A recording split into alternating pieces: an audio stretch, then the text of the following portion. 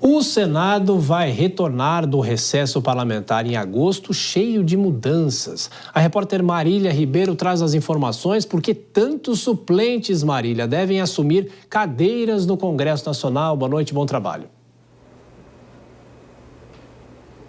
Oi, Thiago, boa noite a você e a todos que estão nos acompanhando. É exatamente isso. Acontece que não só no Senado, mas na Câmara dos Deputados, nós também vamos ver outros rostos caminhando ali pelo Congresso Nacional por conta da proximidade das eleições municipais. Nós já temos pelo menos 7 deputados devem disputar o pleito, eles já pediram um afastamento, deputados lá da Câmara dos Deputados, e lá no Senado Federal, pelo menos 4 parlamentares já se licenciaram também para se dedicar ao pleito que acontece em outubro. E essa dança das cadeiras acabou acontecendo antes mesmo do recesso parlamentar. A senadora Elisiane Gama, ela pediu licenciamento para poder assumir a Secretaria de Juventude lá do Maranhão, mas ela também deve juntar essa atividade com algumas negociações para as eleições municipais lá no estado do Maranhão. O senador Carlos Viana, ele também saiu lá do Senado Federal para poder concorrer à Prefeitura de Belo Horizonte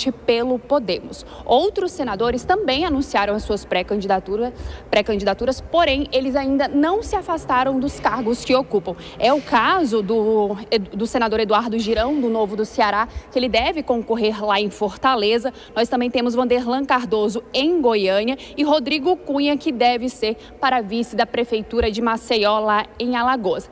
Já na Câmara dos Deputados, nós temos pelo menos 93 deputados pré-candidatos às eleições municipais. Mas até agora, apenas 7 pediram esse licenciamento, que é o deputado Carlos Chiodidi, Carlos Jordi, Clarissa Terço, Júnior Amaral, Ricardo Guide, Rui Carneiro e Andra Moura. É importante a gente só relembrar aqui que para os partidos confirmarem os seus candidatos, eles vão ter, os partidos e as federações, eles poderão fazer essas convenções até o dia 5 de agosto deste ano. Então, no retorno dos trabalhos lá no Congresso Nacional, vamos ver muita gente nova, pelo menos até as eleições municipais que acontecem em outubro, Thiago. Pois é, e depois da eleição, dependendo dos resultados, muita gente volta e tem outra troca de cadeiras no Congresso Nacional. Bom trabalho, Marília Ribeiro, com as últimas informações do Congresso.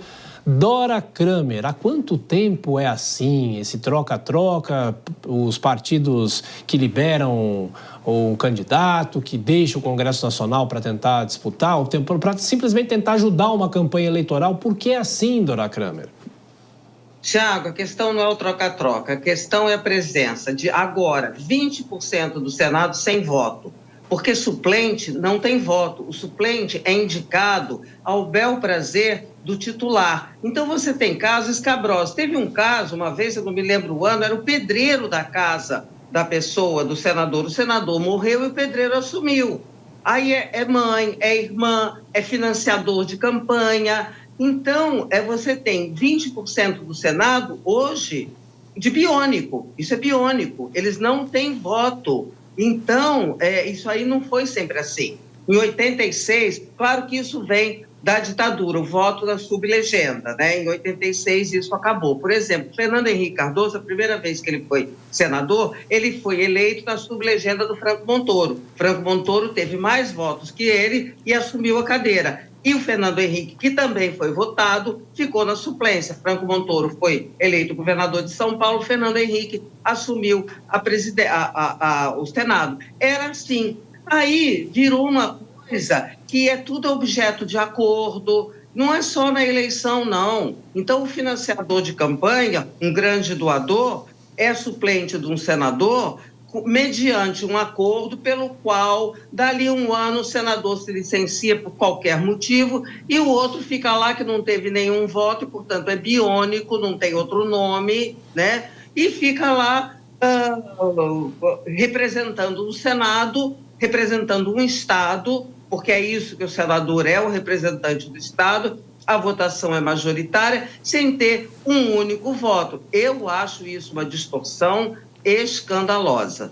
Pois é, Nelson Kubash, você que é um homem do direito, por que a Justiça Eleitoral não proíbe esse tipo de coisa? Uma coisa é a licença, se a pessoa tem alguma licença médica e sai, enfim, tem um substituto, mas por que isso é assim? E aí eu vou mais atrás ainda em relação ao executivo, por exemplo. Muita gente deixa, no caso aqui em São Paulo, a prefeitura com 1 ano e meio para disputar o outro cargo. Por que é assim? Por que não se muda isso? A Justiça deixa, Thiago, porque a lei deixa.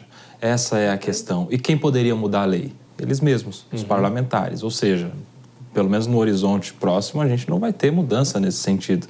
Só se tivéssemos aí uma pressão popular muito grande, mas infelizmente a gente ainda não tem uma sociedade, em sua maioria, politizada o suficiente para fazer esse tipo de cobrança de uma reforma no nosso processo legislativo. Eu acho, sim, que não cabe no nosso sistema democrático esse tipo de suplência no Senado, pelos motivos que já disse a Dora. Também não acho que um parlamentar possa simplesmente se licenciar para se candidatar a outro cargo e depois retorna para o mesmo cargo, porque é um ano todo perdido. A gente tem mais de 10% dos nossos deputados federais, sem contar aí os índices do Senado, mais de 10% dos nossos deputados federais preocupados nesse ano todo com pré-candidatura e candidatura às suas prefeituras. Poderia esse tanto de deputados estarem ali dispostos a projetos legislativos, a debates mais sérios no nosso Congresso Nacional, a produção legislativa. Aliás, foram eleitos para isso. Aliás, fizeram campanha para isso, prometeram isso. E, passado 1 ano e meio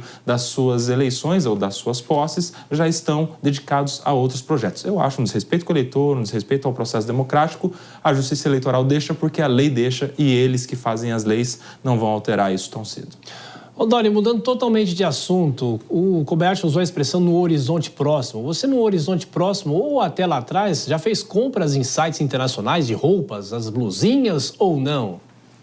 Menino, isso é uma falha, né? Igual o futebol, não tenho a mais pálida ideia do que sejam essas blusinhas, onde ficam esses sites, eu não sei nem o que comprar, como é que é. Realmente, nessa vibe, assim, eu estou por fora, não fiz. Portanto, não tenho nenhuma aflição com esse imposto que vai ser cobrado.